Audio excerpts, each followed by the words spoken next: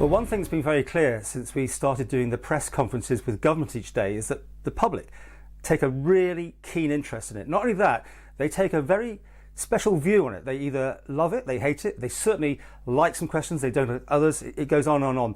So now the journalists, the TV journalists anyway, will be getting a chance to discuss all that on a special Royal Television Society event that's being held on Wednesday. And with us is the man in charge of the Royal Television Society for the Isle of Man, Michael Wilson, who's joining us. Michael, tell us about this idea. What's it about?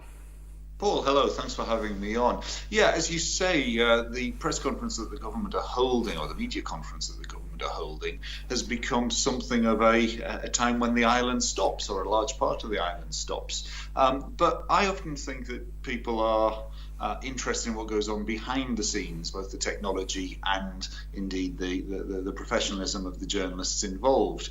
So the Isle of Man Centre of the Royal Television Society tomorrow evening is hosting an event where we're getting the television journalists, the clue's in the name, Royal Television Society.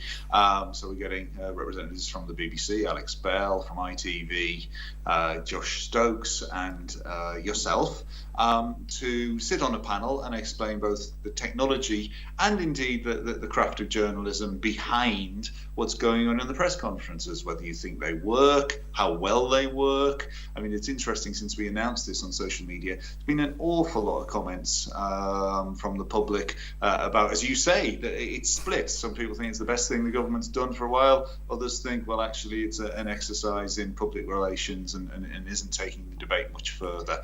We, tomorrow night, want to take the debate a little further.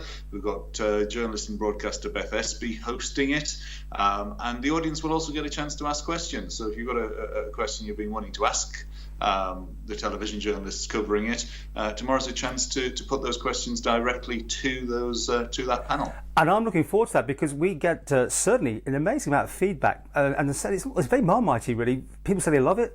Our questions, people say they don't like our questions, and we're repetitive, whatever. I mean, I know myself, I've gone out there and said, well, what questions would you like to ask? But of course, there's only so many we can do. But it certainly has a following. I think there's probably thousands of people, 4,000 I think in total some days, watching and listening to this event. So people have, taken to it, haven't they?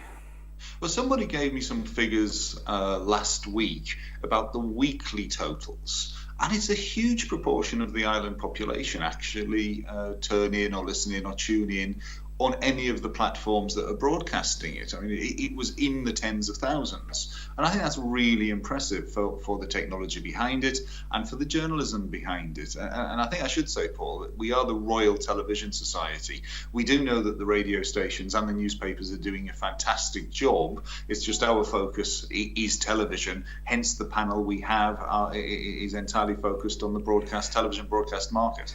So if people have been sitting back and banging their fingers on the computer top or whatever because they're not hearing the right things, this will be their chance to put their views over on this programme, right? Absolutely. I mean, there's already a little debate going on the Twitter account of the Royal Television Society Isle of Man, and all these comments on the Facebook account as well. If you've got questions either to ask the panel, or perhaps more importantly, that you think the panel aren't asking the government and the ministers, why not pitch them to us? We've got a perfect chance to filter those questions, or not filter, to get directly those questions to the people that can ask the minister. And if that's not what democracy is about, and open democracy is about, I'm not sure what is. I think this is a great opportunity tomorrow to kind of peek behind the curtain, and the audience can actually hopefully see what's going on. I mean, I've been in the media business, I hate to say it, for more than 35 years. And the bit that first attracted me was the technology. I mean, I've never been an engineer, never been a technologist. I've always been a program maker and channel manager.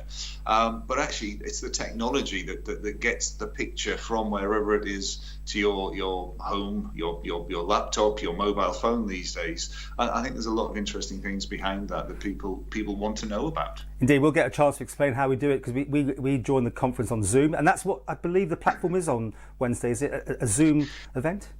That's absolutely right. It's our first Zoom event as a centre. Normally we try and meet face-to-face for obvious reasons, but because we can't right now, we're using the latest technology to get people together. So if anybody wants to register, either go to the Isle of Man Royal Television Society Facebook page, or go to rts.org.uk, search for In Our Area, and then find the Isle of Man Centre, and there's ways to register there. Then anybody that does register, tomorrow they'll get an email from us with the address of the Zoom. I keep calling it the Zoom room. I'm not quite sure what the correct phrase is. Sounds right. But the place on Zoom where the event starts tomorrow at 7 o'clock, and it'll be great to see as many people there as possible. We can take up to, I think, about 100 people.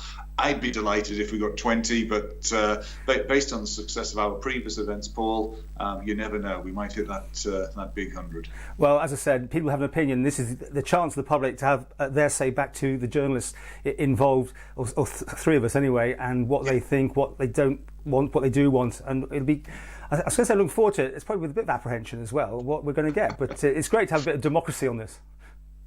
Yeah, I mean, again, the Royal Society is to promote and represent the art and science of television, and I think we work in it. We understand the art and we understand the science behind it, or some of it anyway. This is a chance for the audience to ask the questions that sometimes we think are either obvious, or we've lived with them for 20 or 30 years, and we just take it as second nature. Sometimes the audience doesn't think of that. I mean, I'll tell you a story. I was in a meeting a few weeks ago in a very, very major news organisation, but not a television news organisation, and somebody said to me, "What's a GV?"